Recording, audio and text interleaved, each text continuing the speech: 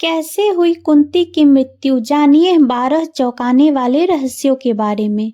कुंती एक अद्भुत महिला थी। पति की मृत्यु के बाद कैसे उन्होंने अपने पुत्रों को हस्तिनापुर में दाखिल करवाकर गुरु द्रोणाचार्य से शिक्षा दिलवाई और अंत में उन्हें राज्य का अधिकार दिलवाने के लिए प्रेरित किया, यह सब जानना अद्भुत है। एक स्त्री के संघर्ष की कहानी में द्रौपदी का नाम तो लिया जाता है, लेकिन कुंती की कम ही चर्चा होती है।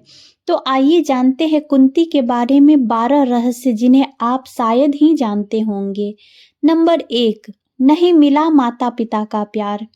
यदुवंशी राजा सूरसेन की पृथा नामक कन्या और वसुदेव नामक एक पुत्र था। पृथा नामक कन्या को राजा सूरसेन ने अपनी बुआ के संतानहीन लड़के कुंती भोज को गोद दे दिया। कुंती भोज ने इस कन्या का नाम कुंती रखा। इस तरह पृथा अर्थात कुंती अपने असली माता पिता से दूर रही। जैसे दशरथ ने अपनी पुत्री शांता को अंग देश के राजा रोमपद को गोद में दे दिया था। नंबर 2, श्री कृष्ण की बुआ थी कुंती। वसुदेव का विवाह कंस की बहन देवकी से हुआ। देवकी से श्री कृष्ण का जन्म हुआ। इस तरह कुंती श्री कृष्ण के पिता वसुदेव की बहन और भगवान कृष्ण की बुआ थी। यही कारण भी था कि भगवान श्री कृष्ण ने कुंती का हर कदम पर साथ दिया था। श्री कृष्ण और कुंती में एक दूसरा रिश्ता भी था। श्री कृष्ण और अर्जुन आपस में सौतेले भाई थे, लेकिन जब अर्जुन ने श्री कृष्ण की बहन सुभद्रा से विवाह किया तो वे आपस में जीजा साले भी बन गए।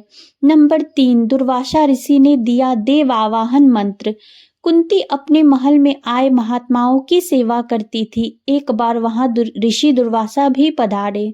कुंती की सेवा से प्रसन्न होकर दुर्वासा ने कहा, पुत्री, मैं तुम्हारी सेवा से अत्यंत प्रसन्न हूँ, अतः तुझे एक ऐसा मंत्र देता हूँ जिसके प्रयोग से तू जिस देवता का स्मरण करेगी वह तत्काल तेरे समक्ष प्रकट होकर तेरी मनोकामना पूर्ण करेगा।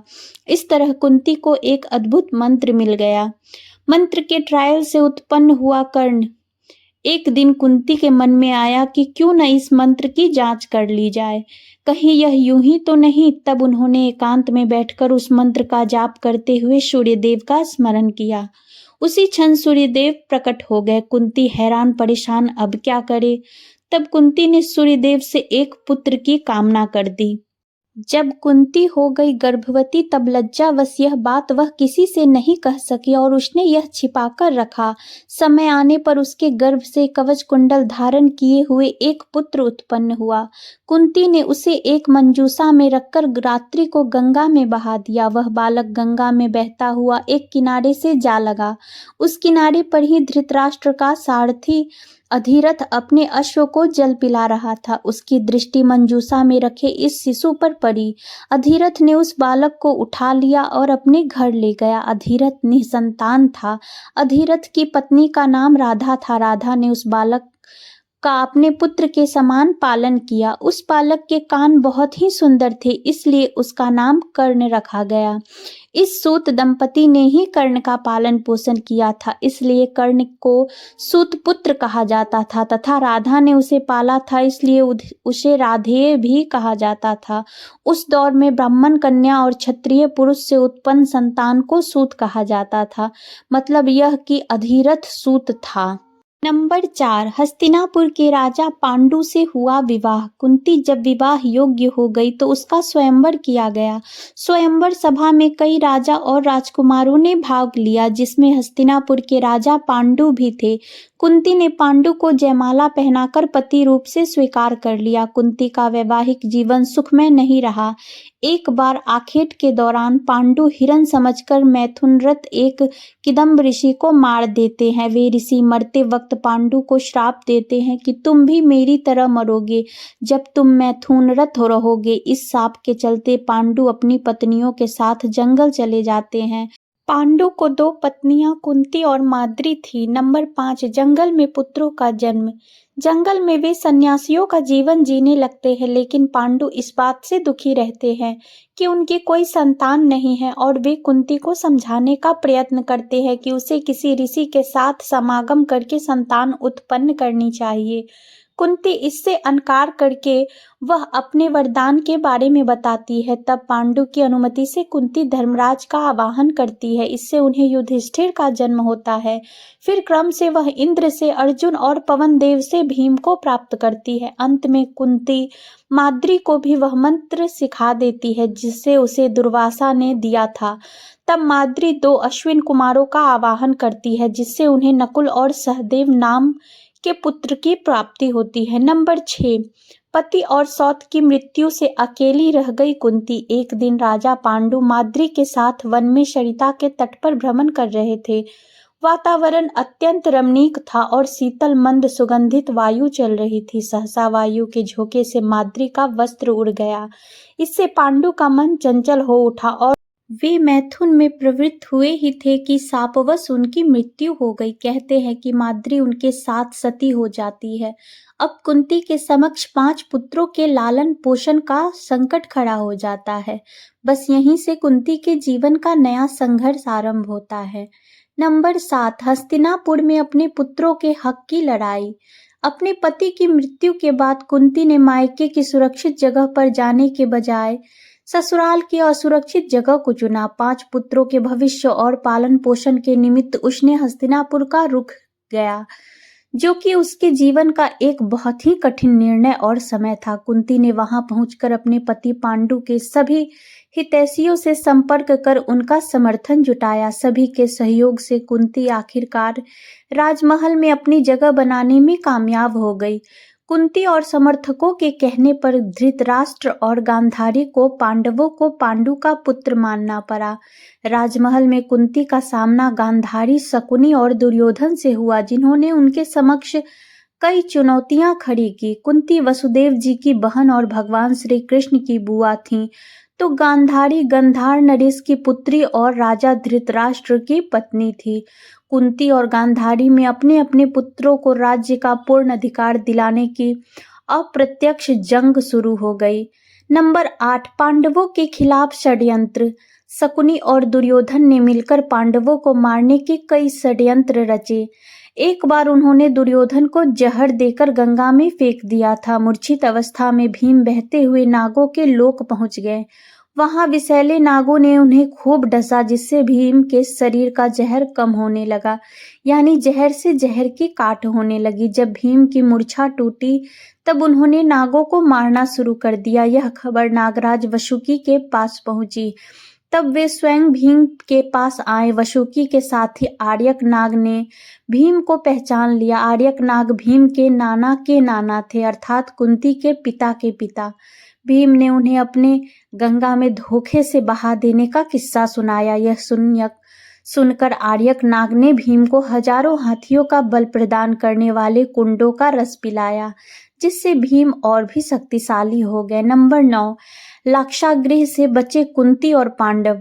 शकुनी और दुर्योधन ने छल से एक बार कुंती और पांडवों के वर्णावत में लाक्षागृह में रुकवा दिया। लाक्षागृह अर्थात लाख से बना घर। योजना के अनुसार रात में इस घर में आग जलाने की योजना थी, लेकिन जब विदुर को इस षड्यंत्र का पता चला तो उन्होंने युधिष्ठिर तक यह सूचना पहुंचवाई। तब पांडव एक सुरंग बनाकर वहां से बच निकले थे। जिस रात आग लगाने की योजना थी उस दिन पांडवों ने ग्रामीणों के लिए एक भोज का आयोजन किया था। उस आग में कुछ ग्रामीण जलकर मर गए थे। उसी दिन पांडव सुरंग से बाहर निकल गए। बाद में कुछ जली हुई लाशों को कुंती और पांडवों की लाश मान लिया गया था। जंगल में रही कुंती, 5 पांडव लाक्षागृह से बचने के बाद एक रात जंगल में सो रहे थे और भीम पहरा दे रहे थे। जिस जंगल में सो रहे थे वह जंगल नरभक्षी राक्षस राज हिडिंब का था। उसकी पुत्री का नाम हिडिंबा था। हिडिंबा को जंगल में मानव का शिकार करने के लिए भेजा। हिडिंब जब जंगल में गई तो उससे भीम को पहरा देते हुए देखा और बाकी पांडव अपनी माता कुंती के साथ सो रहे थे। भीम को देखकर हिडिंबा मोहित हो गई और बाद में कुंती के आदेश से भीम को उससे विवाह करना पड़ा, जिससे उसको एक पुत्र मिला जिसका नाम घटोत्कच रखा गया। नंबर 10, कुंती के कारण द्रौपदी बनी 5 पांडवों की पत्नी। कुंती ने भी पांडवों के साथ जंगल में 12 साल गुजारे। जब जुए के खेल में पांडव हार गए तो उन्हें 12 साल का वनवास और 1 साल का अज्ञातवास हुआ। इस दौरान पांडव एक कुम्हार के घर में रहा करते थे और भिक्षाटन के माध्यम से अपना जीवन यापन करते थे। ऐसे में भिक्षाटन के दौरान उन्हें द्रौपदी के स्वयंवर की सूचना मिली। वे भी उस स्वयंवर प्रतियोगिता में शामिल हुए और उन्होंने द्रौपदी को जीत लिया। द्रौपदी को जीत कर वे जब घर लाए तो कुंती ने बगैर देखे ही कह दिया कि जो भी लाए हो आपस में बांट लो। यह सुनकर पांडवों को बड़ा आश्चर्य लगा। हालांकि इसके पीछे और दूसरी कहानी भी जुड़ी हुई है। नंबर 11, कुंती ने लिया जब कर्ण से वचन।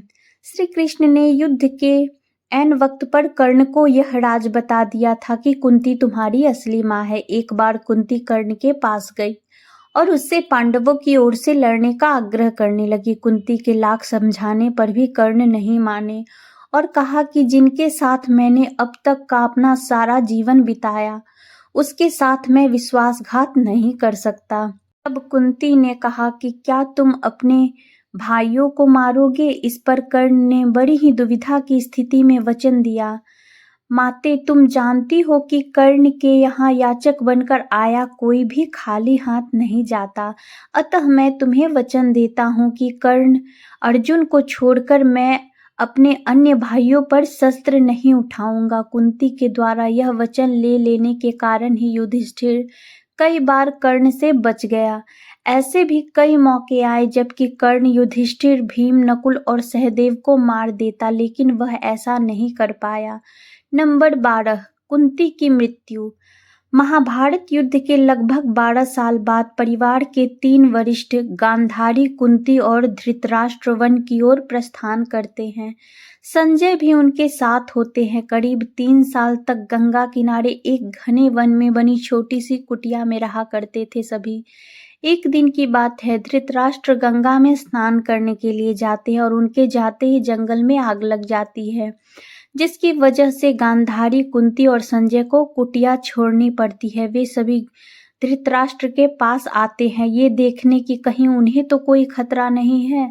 संजय उन सभी को जंगल से चलने के लिए कहता है क्योंकि पूरा जंगल आग से जल रहा था, लेकिन धृतराष्ट्र उन्हें कहता है कि यही वो घड़ी है जब उन्हें मोक्ष की प्राप्ति होगी। तीनों लोग वहीं रुक जाते हैं और उनका शरीर उस आग में झुलस जाता है। संजय उन्हें छोड़कर हिमालय की ओर प्रस्थान करते हैं जहां वे एक सन्यासी की तरह रहते हैं।